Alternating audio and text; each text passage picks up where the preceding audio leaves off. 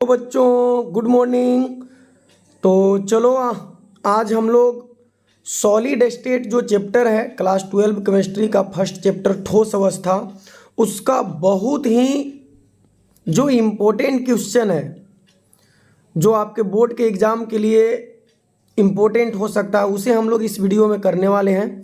और इस वीडियो में हम लोग और भी बहुत सारी चीज़ें जैसे इस चैप्टर में ऑब्जेक्टिव क्वेश्चन जो बन सकते हैं उसे तो करेंगे ही साथ मैं बीच में कई ब्लैंक पेज रखा हूँ, खाली पेज, जिसपे कई सारे टॉपिक का इसमें मैं आपको रिवीजन करवाने वाला हूँ।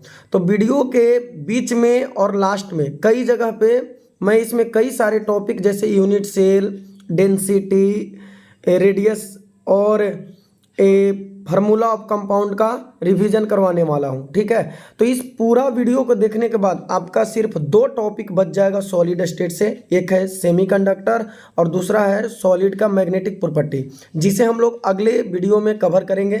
तो इस वीडियो में हम लोग सॉलिड, टाइप्स ऑफ सॉलिड, उसके बाद यूनिट सेल, उसके प्रकार, उसमें एटम कहाँ होते हैं, कितने प्रकार के फार्मूला बनते हैं, रेडियस क्या होता है यूनिट सेल का, डेंसिटी कैसे निकलता है, और सॉलिड में इम्परफेक्शन यानी कि सॉलिड में दोष कितने प्रकार के होते हैं, कोऑर्डिनेशन नंबर क्या होता है, बहुत सारी चीज़ों को ऑब्जेक्टिव क्वेश्चन के माध्यम से और बीच बीच में मैं आपको सारा इन्फॉर्मेशन देता रहूँगा।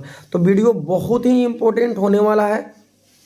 तो चलो अब शुरू करते हैं, बढ़ते हैं अगले पेज की ओर।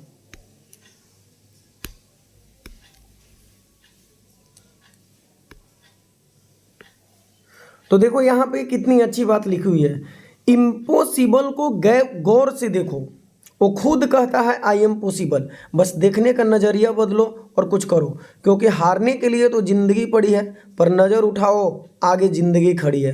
देखो बहुत ही अच्छी बात लिखी हुई है बच्चों। क्या होता है कि हम कभी कभी बहुत ही ज़्यादा डिप्रेस्ड हो जाते हैं और खुद से ऐसा सोचने लगते हैं कि ये काम हमसे नहीं हो पाएगा, ये काम हमसे नहीं हो पाएगा, क्या ये काम करना संभव ही नहीं है। हम मान लेते हैं कि ये चीज़ इम्पॉसिबल है, इसे किया ही नहीं जा सकता। ठीक है, लेकिन यहाँ पे देखो इम्पॉसिबल को अगर आप अच्छे से पढ़ोगे तो देखो साफ साफ आई एम पॉसिबल लिखा हुआ है। ठीक है, तो इसमें यही बात बताई गई है कि जिस चीज़ को हम इम्पॉसिबल मान के छोड़ देते हैं वो खुद से चिल्ला चिल्ला के कह रहा है आई एम पॉसिबल।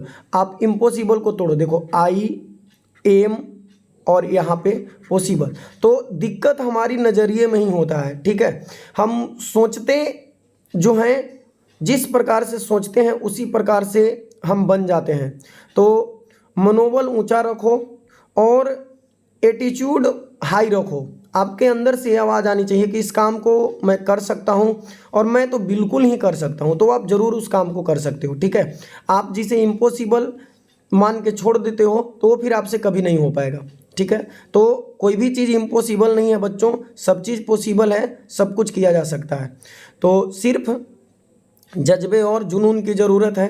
तो चलो इन्हीं बातों के साथ शुरू करते हैं आज का अपना सेशन। देखो इसमें फर्स्ट क्वेश्चन है अपना, बेरवदार ठोस का उदाहरण है। बेरवदार का मतलब हुआ एमोर्फस सॉलिड की बात हो रही है यहाँ पे, एमोर्फस सॉलिड। ठीक है, एमोर्फस सॉलिड की बात हो रही है।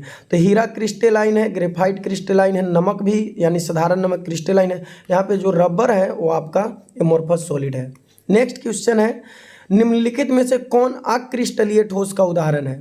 तो कौन, इसमें फिर से वही चीज़ है, एमोर्फस सॉलिड है। तो देखो जो कांच है, उसके बाद रबर है, उसके बाद जो बहुलक है, बहुलक जैसे आपका पॉलीथीन हो गया, नायलून हो गया, ये सब आपके अक्रिस्टलीय ठोस हैं। नेक्स्ट, रवा में जब इलेक्ट्रॉन ऋणायन द्वारा खाली स्थान में पकड़ लिया जाता है तब कौन सा दोष उत्पन्न होता है। ध्यान से देखो, क्रिस्टल में इलेक्ट्रॉन सॉरी थोड़ा गला खराब है मेरा, तो आप एडजस्ट करो, और नहीं एडजस्ट कर सकते तो आप मेरा क्या बिगाड़ लोगे, गला खराब है तो है।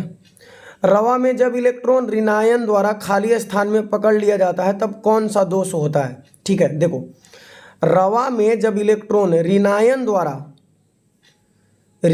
द्वारा खाली स्थान में पकड़ लिया जाता है, तो इलेक्ट्रॉन जब खाली स्थान में पकड़ा जाता है तो यहाँ पे एफ सेंटर उत्पन्न होता है, एफ सेंटर। ठीक है, कहीं से एनायन गायब हो जाता है तो उसके जगह पे इलेक्ट्रॉन आते हैं, जिसके वजह से क्रिस्टल जो है ना, याद है आपको, कलर हो जाता है, रंगीन हो जाता है एफ सेंटर की वजह से।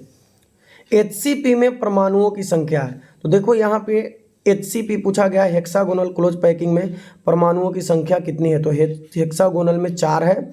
और मैं बाकी आपको जो बच गए उसका बताता हूँ। सरल इकाई सेल अगर पूछा जाए, सरल इकाई सेल, तो इसमें नंबर ऑफ एटम 1 होता है। वही आपसे 20 cc पूछा जाए तो 20 cc में नंबर ऑफ एटम 2 होता है। और बच्चों FCC फलक केंद्रित इकाई सेल में नंबर ऑफ एटम 4 होता है। उसी तरह एक और होता है इंड सेंटर्ड, ठीक है, अंत्य केंद्रित इकाई सेल, इंड सेंटर्ड, जिसमें कॉर्नर पे एटम होते हैं और किसी दो विपरीत फलक पे होता है, तो यहाँ पे नंबर ऑफ एटम होता है 2। ECC बहुत कम पूछा जाता है आपसे, सरल इकाई पूछा जा सकता है, BCC, FCC और एक यहाँ पे HCP पिछले बार एग्जाम में पूछा भी गया है, ठीक है, 2020 में। चलो बढ़ते हैं नेक्स्ट क्वेश्चन की ओर। तो इसी तरह से बीच बीच में जो भी टॉपिक आएगा मैं आपको रिवीजन करवाता चलूँगा, और साथ ही साथ कई सारे मैंने ब्लैंक पेज छोड़े हैं जहाँ पे सिर्फ रिवीजन ही के लिए छोड़ा गया है, तो वीडियो बहुत ही इंटरेस्टिंग होने वाला है और बहुत ही इंफॉर्मेटिव। बढ़ते हैं आगे। रवा कितने प्रकार के होते हैं, तो देखो रवा का मतलब है आपसे ना क्रिस्टल के बारे में पूछा जा रहा है, क्रिस्टल के बारे में। तो क्रिस्टल तो आपके 2 प्रकार के ही होंगे, एक क्रिस्टेलाइन, सॉरी यहाँ पे रवा के बारे में पूछा जा रहा है, तो ये हमारा मिस्टेक है। रवा का मतलब हुआ क्रिस्टेलाइन सॉलिड। तो क्रिस्टेलाइन सॉलिड अपने पास 4 प्रकार के होते हैं। क्रिस्टल कितने प्रकार के होते हैं, 4 प्रकार के होते हैं। अब ये 4 प्रकार कौन कौन है, तो देखो मैं आपको बताता हूँ। पहला तो है आयनिक, यानी आयनिक ठोस। दूसरा है, आपको जरूर याद होगा, कोवैलेंट। तीसरा है आपके पास मेटॉलिक,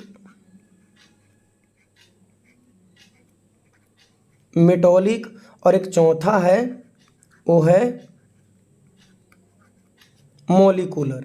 ठीक है, अगर आपको याद हो तो मॉलिक्यूलर मैंने 3 प्रकार के आपको बताया था, ठीक है। एक था पोलर,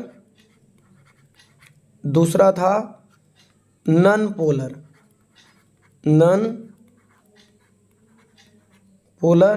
और तीसरा था हाइड्रोजन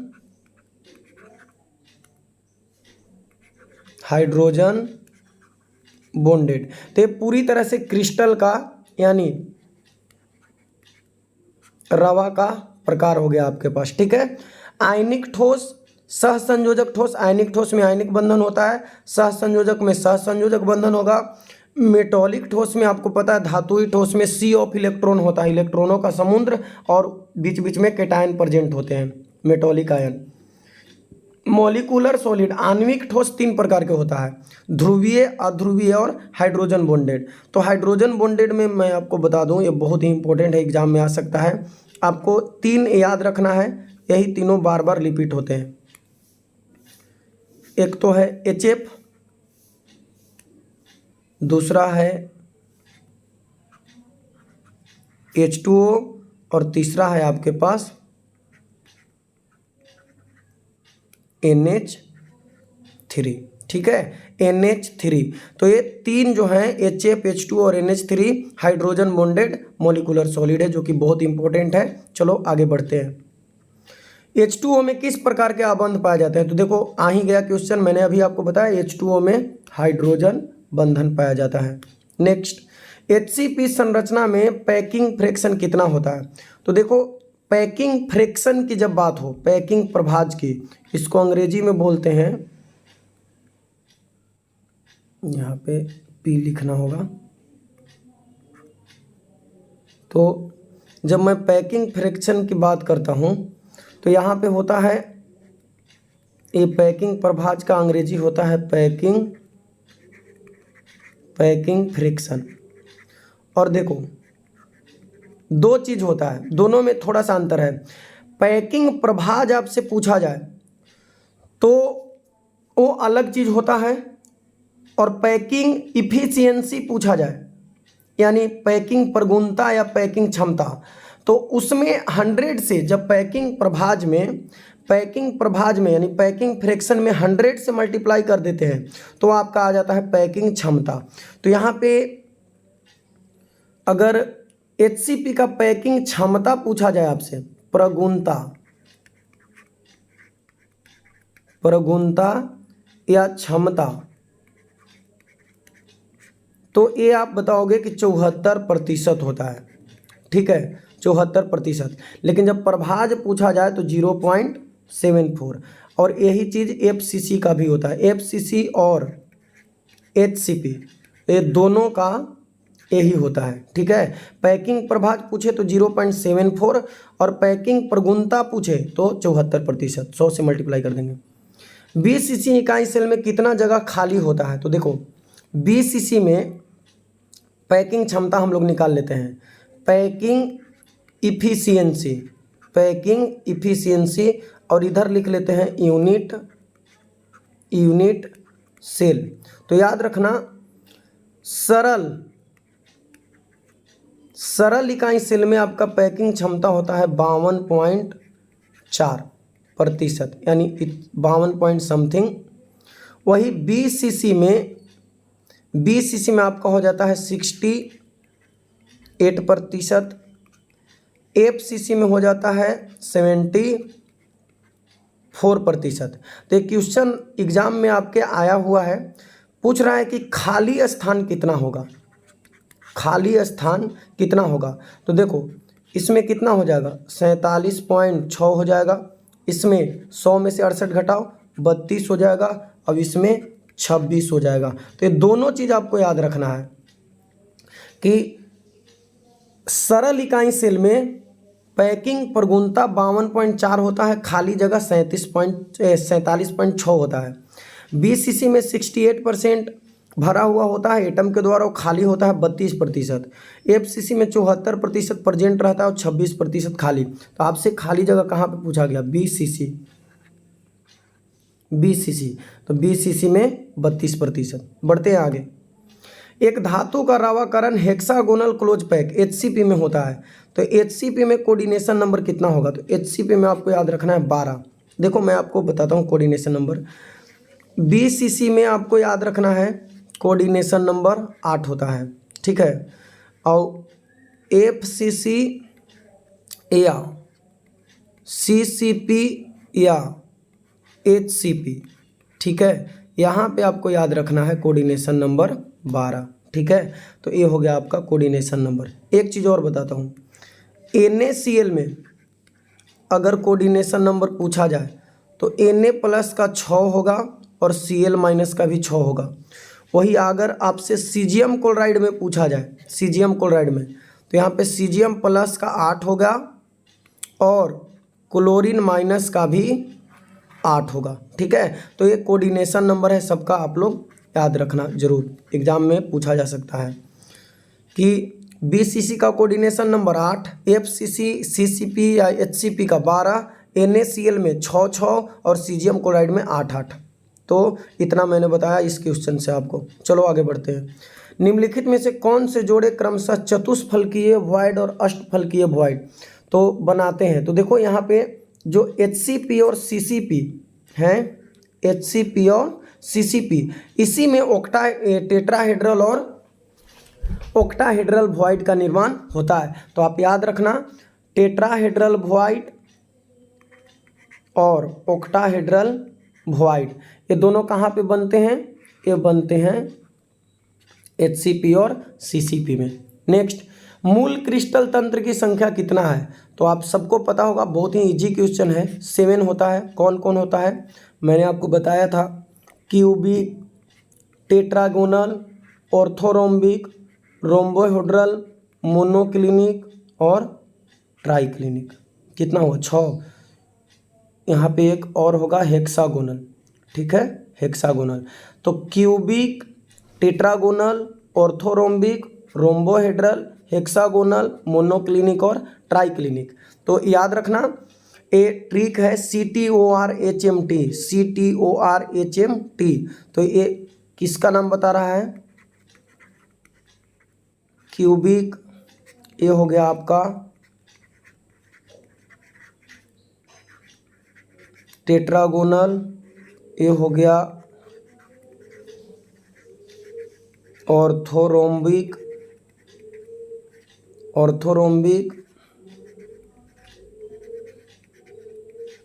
रोम्बोहेड्रल, हेक्सागोनल,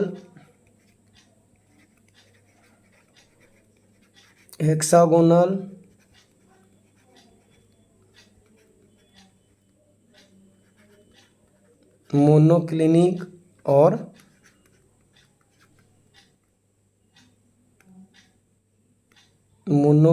और ट्राइक्लिनिक।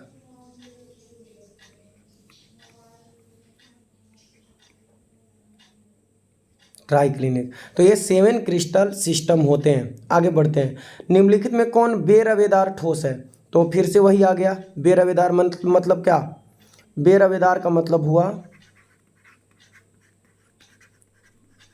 Amorphous solid. तो यहाँ पे आपका जो क्वार्ट्ज ग्लास है ये आपका एमोर्फस सॉलिड है, ग्लास, कांच। निम्नलिखित में कौन अक्रिस्टलीय ठोस है? तो ये बार बार रिपीट हो रहा है क्वेश्चन, और एग्जाम में भी बार बार रिपीट होता है भाई, इसीलिए ये सब जरूर ही याद कर लेना। इसमें कांच जो है आपका अक्रिस्टलीय ठोस है। यूनिट सेल, देखो यहाँ पे मैंने आपको पहले बोला था कि बीच बीच में हम लोग रिवीजन करने वाले हैं। यहाँ पे हम लोग पढ़ने वाले हैं unit cell, number of atom and its location and formula of the compound. तो चलो शुरू करते हैं। यूनिट सेल क्या है? देखो यूनिट सेल, इसे हम लोग बोलते हैं इकाई सेल। ठीक है, इकाई सेल।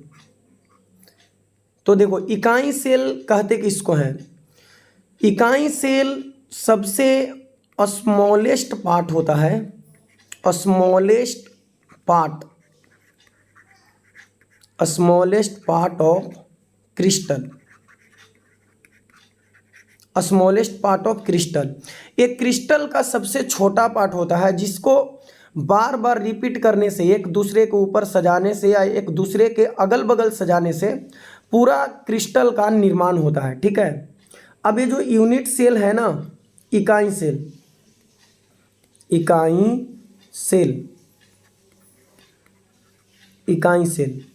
इसको हम लोग बांटते हैं 2 भाग में। एक तो सरल इकाई सेल और दूसरा होता है केंद्रित इकाई सेल।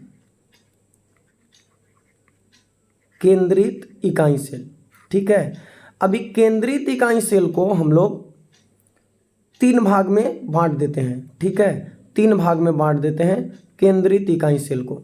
ठीक, अब एक केंद्रित इकाई सेल में एक तो होता है BCC, दूसरा होता है FCC और तीसरा होता है ECC। ठीक है, सरल इकाई सेल किसे कहते हैं? तो देखो जिसमें एटम जो है ना, एटम सिर्फ और सिर्फ कॉर्नर पे रहता है, कोने पे रहता है। ठीक है, एटम जो है, एटम सिर्फ कॉर्नर पे रहेगा, तो उसे हम लोग बोलेंगे सरल इकाई सेल। BCC में कॉर्नर पे भी रहता है और साथ ही साथ एक एटम बॉडी के सेंटर में भी रहता है। वही जब हम FCC की बात करें तो FCC में एटम प्रत्येक कॉर्नर पे होता है प्लस प्रत्येक फेस पे होता है।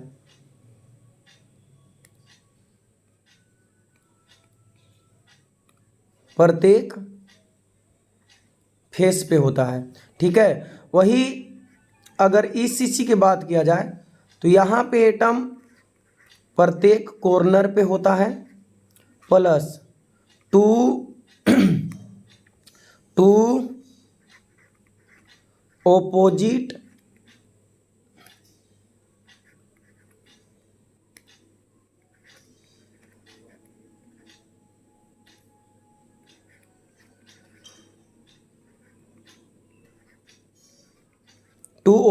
फेस पे होता है। तो देखो सॉरी, इकाई सेल किसी क्रिस्टल का सबसे छोटा पार्ट होता है which repeated again and again to form entire crystal, जिसके बार बार पुनरावृत्ति से संपूर्ण क्रिस्टल की निर्माण होती है। अब ये इकाई सेल मेनली दो प्रकार के होता है, सरल इकाई सेल और केंद्रित इकाई सेल। ठीक है, सरल इकाई सेल और केंद्रित इकाई सेल, सरल इकाई सेल और केंद्रित इकाई सेल। अब इस सरल इकाई सेल में क्या होता है कि एटम सिर्फ कॉर्नर पे होता है बच्चों। तो कॉर्नर कितने होते हैं बताओ? 8 कॉर्नर होते हैं, और प्रत्येक कॉर्नर का एटम जो होता है 8 अदर यूनिट सेल के साथ कंट्रीब्यूट रहता है। तो यहाँ पे टोटल नंबर ऑफ एटम आपका आ जाएगा 1। टोटल नंबर ऑफ एटम कितना आएगा? 1 आएगा। वही जब BCC में आप बात करते हो तो कॉर्नर पे एटम है, तो कॉर्नर वाला भी हमने देखा कि 1 आता है। कॉर्नर वाला 8 गुने 1/8 1 आता है। और किसी भी यूनिट सेल में बॉडी सेंटर एक ही होता है, तो बॉडी सेंटर भी कितना होगा? 1। तो 1 + 1 करोगे तो टोटल आपके पास कितना आ जाएगा? 2 आ जाएगा। ठीक है, 1 + 1 करोगे तो टोटल कितना आ जाएगा? 2 आ जाएगा। तो BCC में नंबर ऑफ एटम 2 होता है। वही FCC में एटम कॉर्नर पे भी है और फेस पे भी है, कॉर्नर पे भी है और फेस पे। तो कॉर्नर वाला एटम आप जान रहे हो कि 8 × 1/8 = 1 आ गया। और फेस यूनिट सेल में टोटल 6 होता है फलक, और फेस वाला एटम 2 पार्ट में डिवाइड होता है। तो ये कितना आ जाएगा? ये आ जाएगा आपका 3। तो टोटल हो गया आपके पास 4, टोटल 4। अब इंड सेंटर्ड में देखो, यहाँ ध्यान से, इंड सेंटर्ड में भी कॉर्नर पे है, तो कॉर्नर वाला 1 हो गया, और प्लस किसी 2 ऑपोजिट फेस पे, तो 2 ऑपोजिट फेस पे, और फेस वाला कितना भाग में डिवाइड रहेगा? 2 भाग में। तो ये भी कितना आ गया? इंड सेंटर्ड यूनिट सेल में भी 2। तो मैंने आपको पहले स्लाइड में भी बताया कि सरल इकाई सेल में नंबर ऑफ एटम 1 होता है, BCC में 2 होता है, FCC में 4 होता है, और ECC में 2 होता है। तो देखो मैंने आपको यहाँ पे यूनिट सेल बता दिया, नंबर ऑफ एटम किस यूनिट सेल में कितना होगा वो भी बता दिया, कहाँ कहाँ होगा वो भी बता दिया। सरल इकाई सेल में कोने पर, BCC में कोना पर और अंतः केंद्र में, फलक केंद्रित में कोना पर और फलक पर, और अंतः केंद्रित में कोना पर और किन्हीं 2 विपरीत फलक पर। अब बच गया फार्मूला ऑफ कंपाउंड। तो इसे बताने के लिए इसे मिटाना पड़ेगा, जो मैं नहीं चाहता हूं। तो सबसे लास्ट पेज पर हम लोग देखेंगे फार्मूला ऑफ कंपाउंड। तो चलो बढ़ते हैं यहाँ से आगे नेक्स्ट क्वेश्चन की ओर। HCP संरचना में पैकिंग विभाज्य कितना होता है? तो मैंने आपको बताया था कि पैकिंग प्रगुणता पूछे तो 74% होगा, और वही प्रभाज्य पूछ दे तो 100 से डिवाइड कर देना है, तो 0.74। अष्टफल की ये रिक्ति की त्रिज्या अनुपात क्या होती है? तो देखो यहाँ पे अष्टफलक रिक्ति की त्रिज्या अनुपात पूछा जा रहा है, जो कि आपका होगा 0.414। तो रेडियस रेशियो पे जो नेक्स्ट वीडियो आएगा बच्चों, तो नेक्स्ट वीडियो में हम लोग इस टॉपिक को कवर करेंगे, रेडियस रेशियो को। ठीक है, अभी आप इतना याद कर लो कि अष्टफलकीय रिक्ति की त्रिज्या का अनुपात 0.414 होता है। तो इस वाले टॉपिक को भी हम उसमें आपको रिवीजन करवा देंगे नेक्स्ट वीडियो में। चलो अब देखो यहाँ पे हम लोग को देखना है पैकिंग फ्रैक्शन। पैकिंग फ्रैक्शन क्या होता है? तो पैकिंग फ्रैक्शन होता है आपका फार्मूला इसका कि volume occupied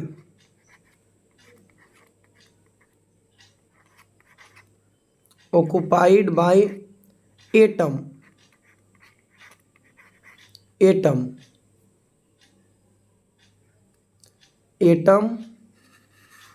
bye volume of unit cell.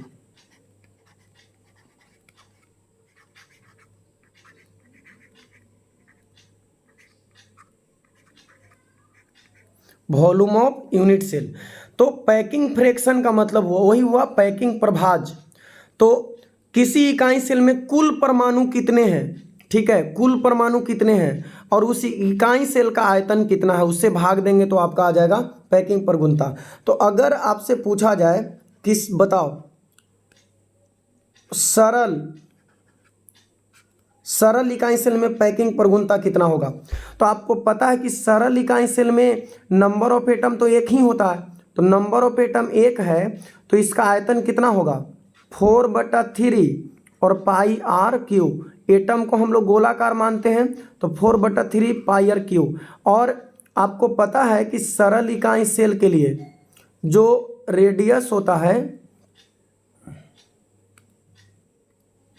जो रेडियस होता है वो होता है a/2, किनारे की लंबाई बटा 2। तो यहाँ से इकाई सेल का आयतन चाहिए तो इकाई सेल के किनारे की लंबाई कितना होगा a बराबर 2r होगा, 2r, a बराबर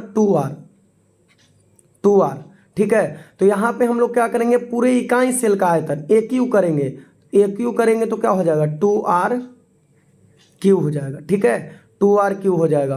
तो देखो यहाँ पे आया क्या सोल्व करके 4/3 ऊपर में है पाई और r³ और नीचे में आ जाएगा 2 का क्यूब करेंगे तो 8 आएगा, 8 और r³। देखो तो यहाँ पे आपका r³ से r³ कैंसिल हो जाएगा, r³ से r³ कैंसिल हो गया और 4 से 2 बार में 8 कैंसिल हो जाएगा तो क्या बचा, ऊपर बचा पाई और नीचे बचा 6। तो ये आ गया आपका पाई/6। वही वॉल्यूम यहाँ पे पाई/6 रखो कितना 22/7 इंटू नीचे क्या है 6, तो ये आ जाएगा आपका 0.0524 समथिंग, ठीक है। तो ये आ गया आपका सरल इकाई सेल के लिए पैकिंग प्रगुणता।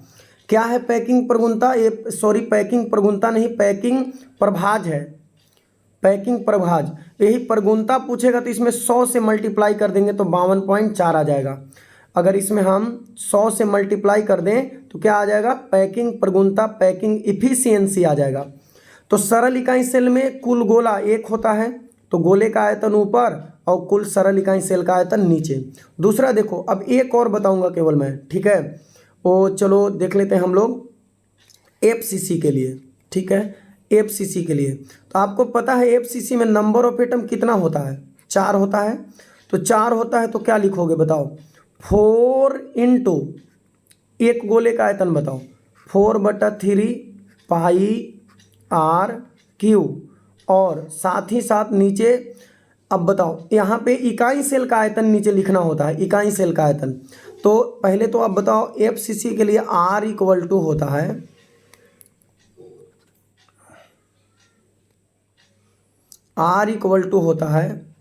A/2√2। तो यहाँ से बताओ A = क्या हो जाएगा 2√2 इंटू R हो जाएगा।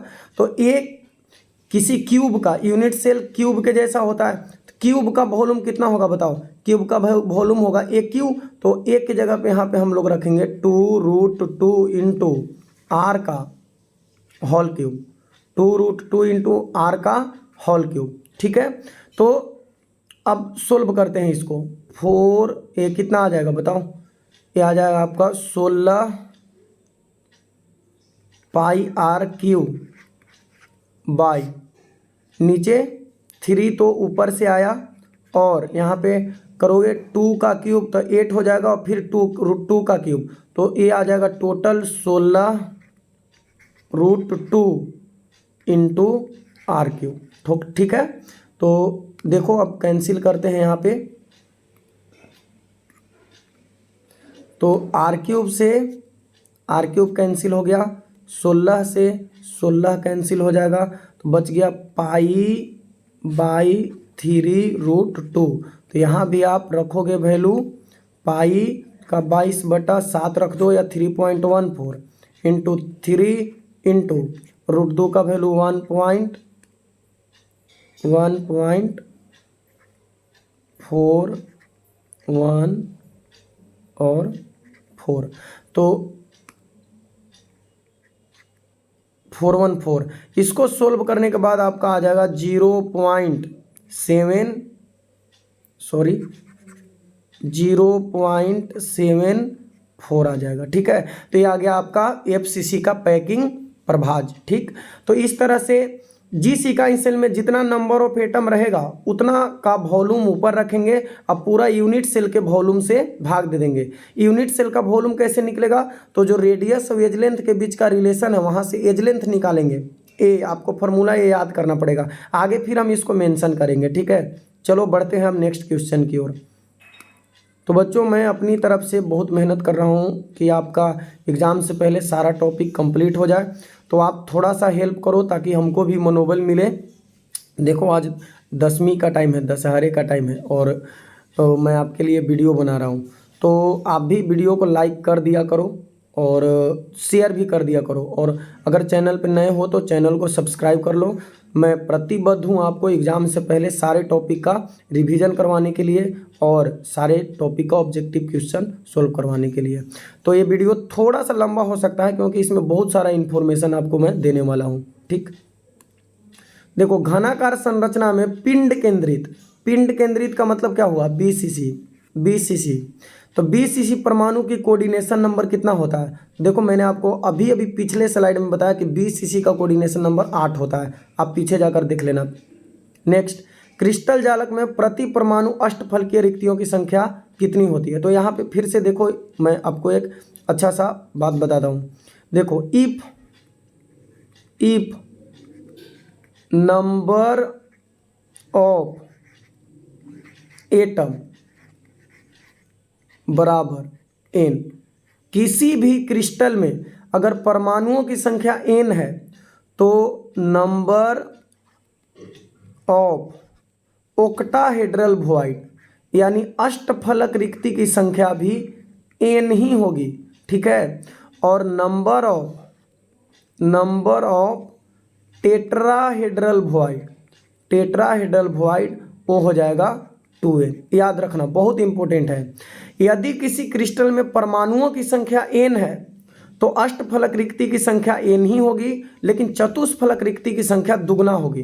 तो यहाँ पे देखो, तो प्रति पे ध्यान दो, जेई मेंस में भी पूछा हुआ क्वेश्चन है और आपके एग्जाम में भी आया है। प्रति परमाणु पूछा जा रहा है, प्रति परमाणु, तो प्रति परमाणु का मतलब एक परमाणु में पूछा जा रहा है। तो एक परमाणु एक है तो अष्टफलक रिक्ति भी एक ही होगा, और चतुष्फलक रिक्ति पूछता तो 2 होता। देखो, यहाँ पे फार्मूला वाला क्वेश्चन आया, A एवं B दो तत्वों से बना एक यौगिक ऐसी घनीय संरचना में है, यहाँ पे घनीय संरचना में क्रिस्टलीकृत होता है जिसमें A के परमाणु कोना पर और B के परमाणु फलक केंद्र पे हैं। तो इस यौगिक का सूत्र बताओ। तो पीछे जो मैंने आपको यूनिट सेल जो रिवाइज करवाया वहाँ से क्वेश्चन एकदम आसानी से बन जाएगा। देखो, A और B दो तत्व हैं अपने पास, A है और B है। बताओ A के परमाणु कहाँ पे है, बताओ, पढ़ो। A के परमाणु कोना पर है, A के परमाणु वेरी गुड कोना पर है, और B के परमाणु कहाँ है, B के परमाणु फलक के केंद्र पर है, फलक पर है। चलो, फलक पर है, सही बात। A के परमाणु कोना पर है, तो बताओ यूनिट सेल में टोटल कोना कितना होता है, 8। ठीक है, और मैंने अभी आपको बताया कि कोना का परमाणु 8 इकाई सेल के साथ बंटा हुआ होता है। तो 8 गुने 1/8 कितना आया टोटल परमाणु एक यूनिट सेल में, 1।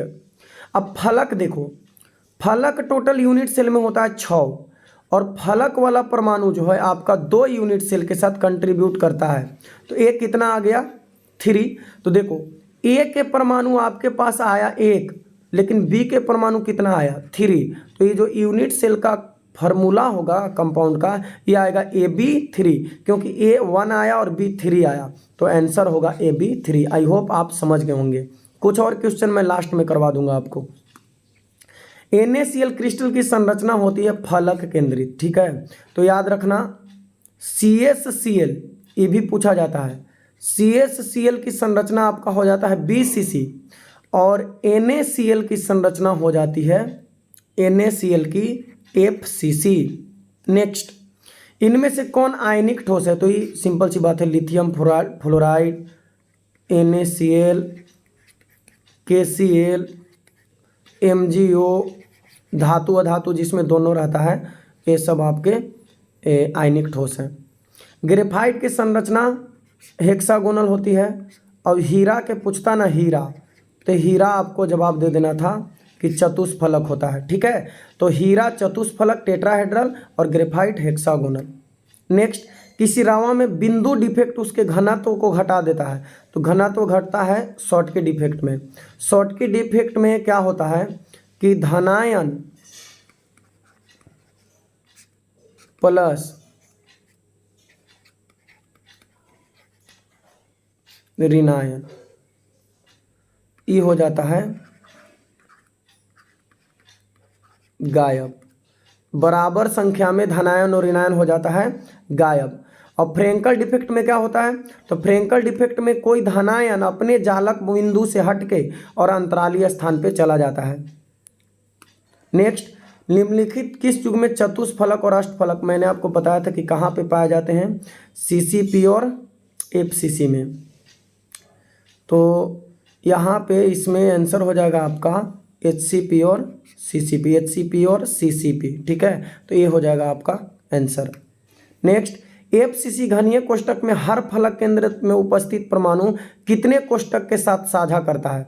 तो ध्यान दो क्वेश्चन पे, फलक केंद्रित में हर फलक केंद्र पर उपस्थित परमाणु कितने इकाई सेल के साथ साझा में रहता है? 2 इकाई सेल के साथ रहता है। फलक वाला 2 के साथ, कोना वाला 8 के साथ, किनारा वाला 4 के साथ, याद रखना।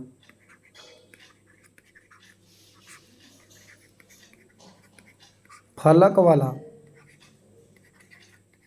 2 के साथ, ठीक, कोना वाला 8 के साथ और किनारा एज जो किनारे की लंबाई पे होते हैं, किनारा वाला 4 के साथ होता है, ठीक। अब बॉडी सेंटर वाला किसी के साथ नहीं रहता। सोडियम ऑक्साइड में सोडियम का कोऑर्डिनेशन नंबर है, तो देखो 2 आप याद कर लेना, एक CaF2 का अब एक सोडियम ऑक्साइड का। तो CaF2 में देखो कैल्शियम का कोऑर्डिनेशन नंबर आपका हो जाएगा, कैल्शियम का 8 और फ्लोरीन का 4। वही Na2O में सोडियम का 4 और ऑक्सीजन का 8। तो ये दोनों इंपॉर्टेंट है। इसको हम लोग बोलते हैं फ्लोराइट स्ट्रक्चर, ऊपर वाले को, इसको फ्लोराइट और इसको एंटी फ्लोराइट। तो फ्लोराइट स्ट्रक्चर में कैल्शियम का 8 कोऑर्डिनेशन नंबर, फ्लोरीन का 4 और सोडियम ऑक्साइड में सोडियम का 4 और ऑक्सीजन का 8। तो इसमें सोडियम का पूछ रहा है तो सोडियम का हो जाएगा 4। नेक्स्ट, एल्युमिनियम का कोऑर्डिनेशन नंबर क्या होगा? तो ये मैं क्वेश्चन आपके लिए दिया था, तो आपको कहीं से भी पता करके गूगल करके और कमेंट में जवाब देना है कि AlCl3 में एल्युमिनियम का कोऑर्डिनेशन नंबर कितना होगा। तो ये मैं क्वेश्चन आपके लिए दिया था, आप इसका कमेंट करके जवाब बताना, जरूर कमेंट करके जवाब बताना कहीं से AlCl3 में एल्युमिनियम की कोऑर्डिनेशन नंबर क्या होती है। BCC का कोऑर्डिनेशन नंबर, तो ये हलवा सा क्वेश्चन हो गया हम लोग के लिए। अब BCC का 8, FCC का 12, CCP का 12, HCP का 12 और सिंपल क्यूबिक का क्या? सिंपल क्यूबिक का नहीं। विभिन्न प्रकार के क्रिस्टलों में जालक व्यवस्था की कुल होती है, कुल जालक व्यवस्था। तो विभिन्न प्रकार के क्रिस्टलों में जालक व्यवस्था आपसे पूछ रहा है, मतलब समझ रहे हो क्या पूछ रहा है? ब्रेवियस लैटिस पूछा जा रहा है आपसे, ब्रेवियस लैटिसेस। और ब्रेवियस लैटिसेस मैंने आपको क्या बताया था? 14। एक ट्रिक बताता हूँ इसका याद करने का। देखो यूनिट सेल का CTORHMT,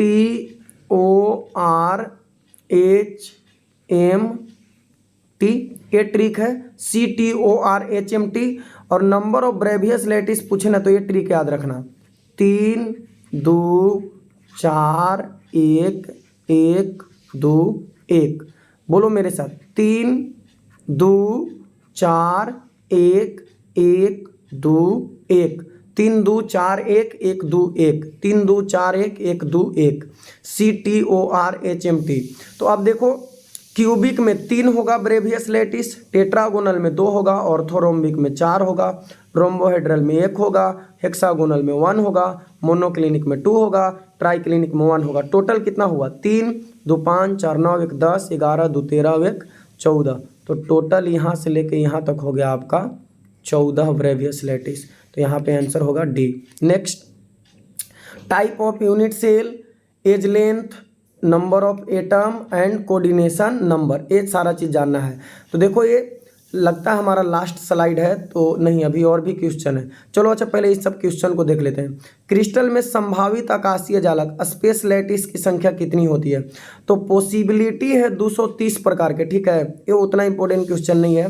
तो कितने पॉसिबिलिटी है स्पेस लैटिस का? तो 230 पॉसिबिलिटी है, लेकिन इसमें सारे एग्जिस्ट नहीं करते हैं। नेक्स्ट, जिंक ब्लेड में जिंक का कोऑर्डिनेशन नंबर 4 होता है। जिंक का भी 4 होगा, सल्फर का भी 4 होगा। हीरा के एक यूनिट सेल में परमाणु की संख्या, देखो, हीरा के एक यूनिट सेल में 8 गो टोटल परमाणु होते हैं। 8 गो तो क्रिस्टल बनाता है, और 8 गो अल्टरनेट टेट्राहेड्रल वॉइड पे होता है। टोटल 8 होता है, जिसमें से 4 क्रिस्टल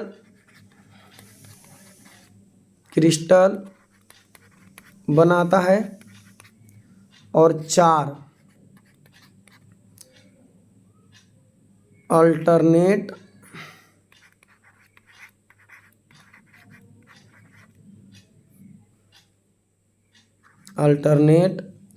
टेट्राहेड्रल वॉइड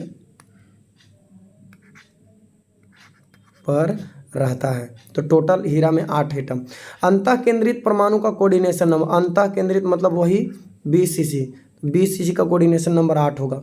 नेक्स्ट, अंतः केंद्रित परमाणु का कोऑर्डिनेशन नंबर, फिर से वही क्वेश्चन रिपीट हो गया, तो 8 ही होगा यहाँ पे। तो बच्चों, अगर सेशन अच्छा लगा तो चैनल को सब्सक्राइब कर दे। और देखो, पीछे मैंने जो बताया था कि चलो एक बार फिर से मैं लौट के आऊँगा। टाइप्स ऑफ यूनिट सेल, तो ये तो हम लोग देख लिए कि सिंपल BCC और FCC, ये 3 से सवाल पूछा जाता है। तो सिंपल का एज लेंथ पूछ रहा है, तो देखो, एज लेंथ बराबर होता है A = 2R, ठीक है। या अगर यहाँ पे रेडियस पूछा जाए, R = हो जाएगा R = A/2। ये सरल इकाई सेल का कहानी हुआ। नंबर ऑफ एटम कह रहा है, जिसको हम लोग Z बोलते हैं, तो Z यहाँ पे हो जाएगा 2, ठीक है। और BCC की बात हो रही है, तो BCC में R = होता है √3A/2।